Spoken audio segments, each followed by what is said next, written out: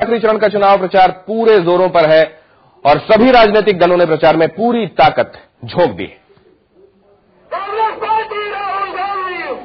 कांग्रेस के स्टार प्रचारक और पार्टी महासचिव राहुल गांधी रविवार को उत्तराखंड के चुनावी दौरे पर थे। यहां की चुनावी सभाओं में कांग्रेस के युवराज ने बीजेपी सरकार पर जमकर निशाना साधा। राहुल ने कहा कि विदेशों में काले धन की बात करने वाली बीजेपी ये क्यों नहीं बताती कि केंद्र से मिलने वाली रकम कहां चली जाती है। इस बैंक में बहुत पैसे, हम भी जानते हैं, बहुत पैसे पूरा हिंदुस्तान जानता है और मनमोहन सिंह जी पूरी कोशिश कर रहे हैं इस पैसे को वापस लाने की। मगर सबसे बड़ी समस्या क्या है? सबसे बड़ी समस्या ये है कि आज हिंदुस्तान की सरकार के पास बहुत पैसा है और जब हम आपके पास भेजने की कोशिश करते हैं इस पैसे को, जब हम इस पैसे को उत्तराखंड भेजते हैं, ये आप तक नहीं पहुंचता। इस मौके पर राहुल गांधी ने बीजेपी नेताओं को मनमोहन सिंह को कमजोर प्रधानमंत्री करार देने पर आड़े हाथों लिया।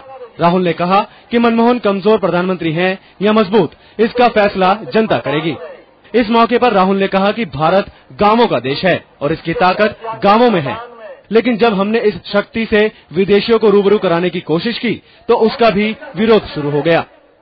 इंग्लैंड के मिनिस्टर को बात समझ में आ गई कि हिंदुस्तान की शक्ति गांव में है, हिंदुस्तान की शक्ति इस भीड़ में है, हिंदुस्तान की शक्ति दलितों में, आदिवासियों में।